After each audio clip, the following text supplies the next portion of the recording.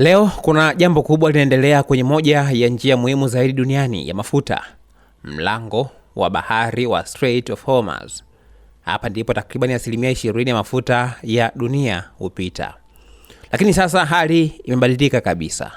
Baada ya mvutano mkali kati ya Iran na mataifa ya magharibi, Iran imeanza kuweka masharti mapya kwa meli zote zinazotaka kupita katika eneo hilo. Na hapa ndipo ambapo story inakuwa ya kushangaza zaidi.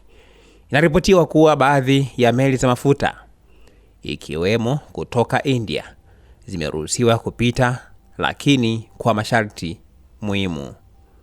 Malipo yafanyike kwa kutumia sarafu ya China, Chinese yuan, kwa lugha rahisi, badala ya kutumia dola Marekani.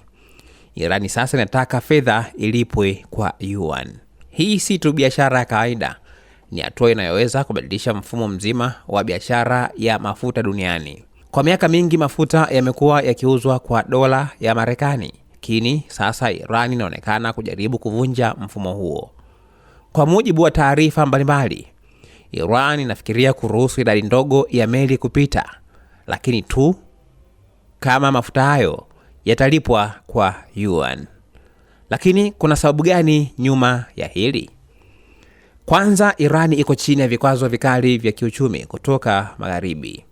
Kwa hiyo kutumia yuan kunasaidia kukwepa mfumo wa dola, kupata washirika wapya kama China na kuongeza nguvu yake kisiasa duniani. Wakati huo huo, hali kwenye mlango wa Hormuz si shwari hata kidogo. Ripoti zinaonyesha kuwa idadi ya meli zinazopita imepungua kutokana na vita na mvutano wa kijeshi.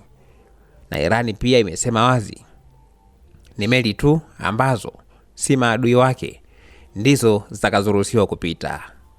Sasa fikiria hii, ikiwa nchi nyingi zitaanza kutumia yuani kununua mafuta, je, hii inaweza kuathiri nguvu ya dola ya Kimarekani? Na je, hii ndio mwanzo wa mfumo mpya wa uchumi wa dunia? Hii ni histori inayoendelea na inaweza kubadilisha historia ya biashara ya mafuta duniani.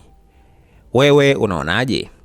Je, dunia iko tayari kuacha dola na kuhamia kwenye upande wa yuan?